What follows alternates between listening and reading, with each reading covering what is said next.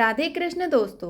कार्तिक मास की चतुर्थी तिथि नहाय खाए से लेकर सप्तमी तिथि उगते सूर्य को अर्घ देने तक छठ पर्व मनाया जाता है। इस दौरान भगवान भास्कर और छठी मैया की पूजा अर्चना की जाती है। छठ पूजा खास तौर पर संतान की कामना और लंबी उम्र के लिए की जाती है। छठी मैया सूर्य देव की बहन है और इस पर्व पर इन दोनों की ही पूजा अर्चना की जाती है। 4 दिन तक चलने वाले इस पर्व में सात्विक भोजन किया जाता है। पहले दिन नहाए खाए, दूसरे दिन खरना, तीसरे दिन सूर्य संध्या अर्घ और चौथे दिन उगते हुए सूर्य को अर्घ दिया जाता है। महापर्व छठ को मनाए जाने के पीछे कई कहानियां प्रचलित हैं। आइए इनमें से कुछ कहानियां आपको बताते हैं। राजा प्रियव्रत की छठ कथा। पुराणों के मुताबिक राजा प्रियव्रत को कोई संतान नहीं थी। महर्षि कश्यप ने पुत्र प्राप्ति के लिए यज्ञ कराया और यज्ञ आहुति के लिए बनाई खीर प्रियव्रत की पत्नी मालिनी को दी। बाद में मालिनी को पुत्र हुआ, लेकिन वह मृत पैदा हुआ। प्रियव्रत बहुत दुखी हो गए। वह पुत्र को लेकर शमशान गए और पुत्र वियोग में अपना प्राण त्यागने की कोशिश की। उसी वक्त भगवान ब्रह्मा की मानस पुत्री प्रकट हुई। राजा ने पूछा कि आप कौन हैं? उन्होंने कहा, सृष्टि की मूल प्रवृत्ति के छठे अंश से उत्पन्न होने के कारण मैं सृष्टि हूँ।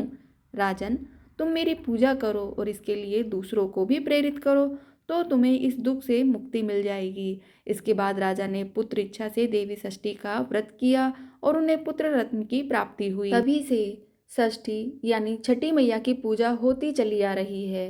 सूर्यपुत्र कर्ण की छठ कथा।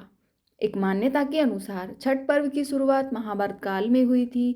सबसे पहले महादानी सूर्यपुत्र कर्ण ने सूर्यदेव की पूजा शुरू की थी। कर्ण बिहार के अंग प्रदेश वर्तमान भागलपुर के राजा थे और सूर्य और कुंती के पुत्र थे। सूर्यदेव से ही कर्ण को दिव्य कवच और कुंडल प्राप्त हुए थे, जो हर समय कर्ण की रक्षा करते थे। कर्ण भगवान सूर्य के परम भक्त थे और वह प्रतिदिन घंटों कमर तक पानी में खड़े होकर सूर्य को अर्घ देते थे। सूर्य की कृपा से ही वह महान योद्धा बने।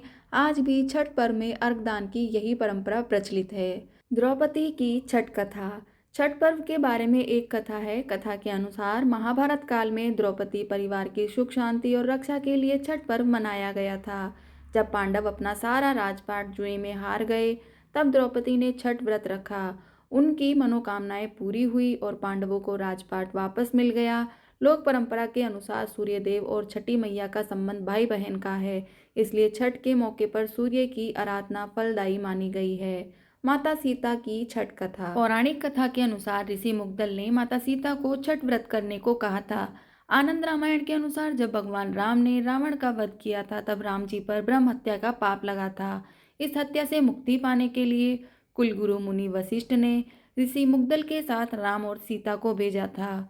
भगवान राम से कष्टहरणी घाट पर यज्ञ करवाकर ब्रह्म हत्या के पाप से मुक्ति दिलाई थी। वहीं माता सीता को आश्रम में ही रहकर कार्तिक मास की षष्ठी तिथि को व्रत करने का आदेश दिया था। मान्यता है कि आज भी मुंगेर मंदिर में माता सीता के पैर के निशान मौजूद हैं।